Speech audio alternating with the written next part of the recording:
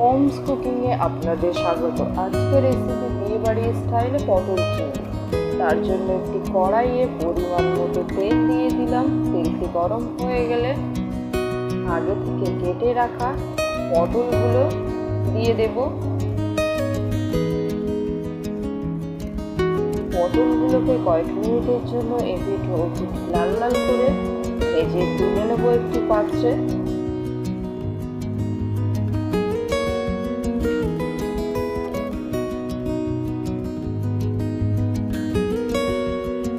ওই তেলে দিয়ে দেব কেটে রাখা আলুগুলো, দিয়ে সামান্য হলুদ লবণ দিয়ে আলুগুলোকে লাল লাল করে ভেজে তুলে নেব।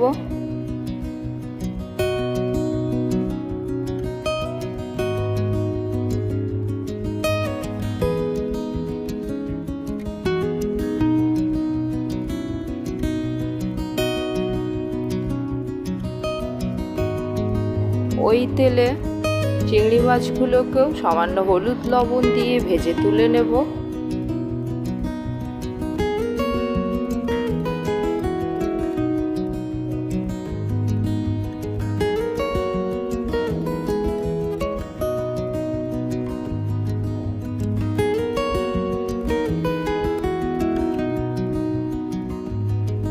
এবার ওই তেলে দিয়ে দেব কয়েকটা গোটা গরম মশলা, তেজপাতা, 5 ফোড়ন দিয়ে হালকা একটু মিশিয়ে দিয়ে দেবো একটি পেঁয়াজ কুচি।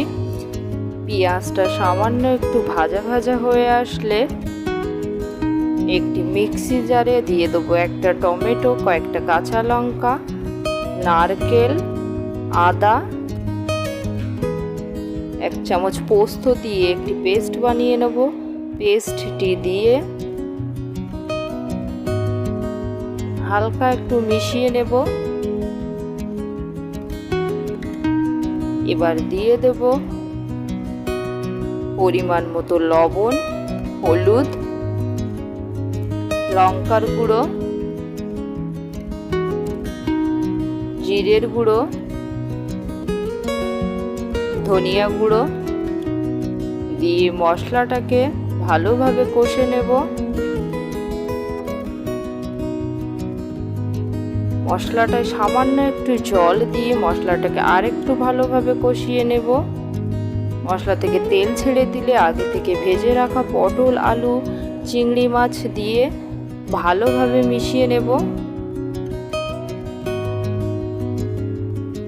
এবার গ্রেভির জন্য দিয়ে দেব পরিমাণ মতো জল। জল দিয়ে কয়েক মিনিট ফুটিয়ে নেব।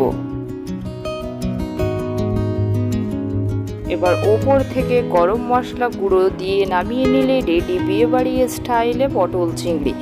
ভিডিওটি ভালো লাগলে লাইক, কমেন্ট, শেয়ার করবেন এবং চ্যানেলটি সাবস্ক্রাইব করে আমাদের পাশে থাকবেন। Thank you for watching.